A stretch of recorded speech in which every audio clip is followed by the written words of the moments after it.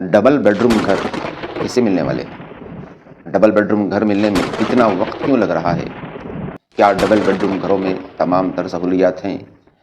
इंदिरा इल्लू घर की क्या हकीकत है?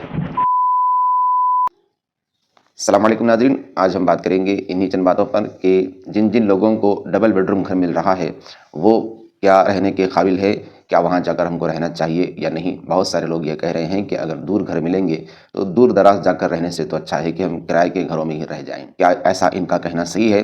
देखिए, एक बात तो ये अर्ज़ करना चाहूँगा कि घर एक अल्लाह की नेमत होती है, सर पे छत होना एक अल्लाह की नेमत है। जहाँ कहीं भी घर मिल रहे हों वहाँ हमको जाकर रहना चाहिए। अब हुकूमत को जब घर बने हुए हैं तो देने के लिए इतना वक्त इसलिए लग रहा है कि कुछ लोग ऐसे भी इसमें होते हैं जो फॉर्म फिलअप करते हैं, अप्लाई करते हैं, सबमिट करते हैं घरों के लिए, तो मुस्तहक भी करते हैं, गैर मुस्तहक भी करते हैं। इसलिए हुकूमत को उनको छांटने के लिए मुस्तहक लोगों को घर मिले, ये उनकी कोशिश होती है। हुकूमत की तरफ से जो नुमाइंदे होते हैं, हुकूमत की तरफ से कोशिश होती है कि हकदार को घर मिले, इसलिए ये टाइम लगता है। लेकिन जैसे ही उनकी ये कोशिश पूरी हो जाएगी, उनका तरीक़ा कामयाब होगा तो यकीनन जितने लोगों ने अप्लाई किया है, जो हकदार हैं, उनको घर ज़रूर मिलकर रहेगा इंशाअल्लाह ताला। और घर जहाँ भी मिले हमें जाकर वहाँ पर रह जाना चाहिए, क्योंकि घर एक अल्लाह की नेमत होती है। किराए के घरों में रहने से अच्छा है कि हम ज़ाती घर, अगर झोपड़ी भी हो तो हमें वहाँ पर रहना चाहिए, क्योंकि ये अल्लाह की देन है। अगर हम नाशुक्री करेंगे तो अल्लाह नाराज़ होगा और फिर आगे की ज़िंदगी भी हमारी कठिन हो जाएगी। हमको चाहिए कि हम इन घरों को, चाहे डबल बेडरूम के घर हों या इंदिरा इल्लू हो, डबल बेडरूम के घर तो केसीआर साहब ने जो बनाए हैं वो तो आप बिल्डिंग देख रहे हैं, वो बन के रेडी हैं। फलां इलाकों की तरफ से न्यूज़ भी आ रही हैं उसमें। इंदिरा इल्लू के घर जो बताया जा रहा है कि ग्राउंड फ्लोर पर ही होगा, 72 गज़ या फिर 400 फीट पर मुश्तमिल बना होगा।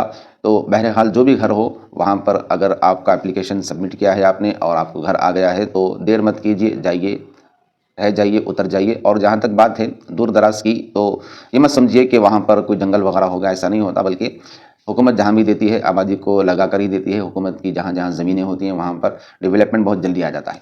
अब हमारे इलाके की बात कर लीजिए, हाफिज़ बाबा नगर हो, आज से 20-30 साल पहले यहाँ पर क्या था? यहाँ पर भी कुछ नहीं था, यहाँ पर भी जंगल था।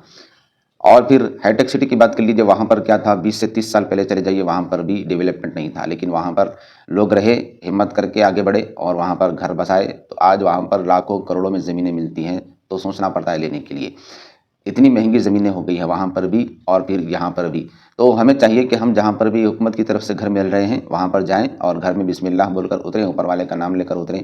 इंशाअल्लाह ताला अल्लाह ताला जो भी करता है बंदे के हक़ में बेहतर करता है।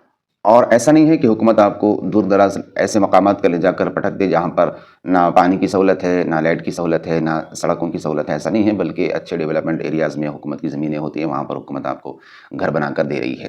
तो सहूलतें बहुत होती हैं, तो हमें चाहिए कि हम हिम्मत करके आगे बढ़ें और फिर अल्लाह रब्बुल इज़्ज़त जिन हज़रात ने भी घरों के लिए एप्लीकेशन डाला है सबको खुशखबरी सुनाए। और आखिर में एक बात करना चाहूँगा कि अपने फ़ोनों को रिचार्ज करा कर रखिए। अगर फ़ोन की डेट ख़त्म हो चुकी है, रिचार्ज ख़त्म हो चुका है तो रिचार्ज करा कर रखिए। और अगर फ़ोन की बैटरीज़ को भी देखते रहिए, कभी ऐसा होता है कि बैटरी उतर जाती है, हमको मालूम नहीं होता और वहाँ से अगर फ़ोन आएगा, हमारा फ़ोन अगर नहीं लगेगा तो फिर बाद में हम कुछ नहीं कह सकते। तो हमें चाहिए कि हम हर तरह से तैयार रहें। इंशाअल्लाह ताला हो सके तो 2 से 3 महीने या फिर बाद लोग कह रहे हैं कि इसी महीने में या फिर फरवरी के पहले वीक में घर अलॉटमेंट होना शुरू हो जाएंगे।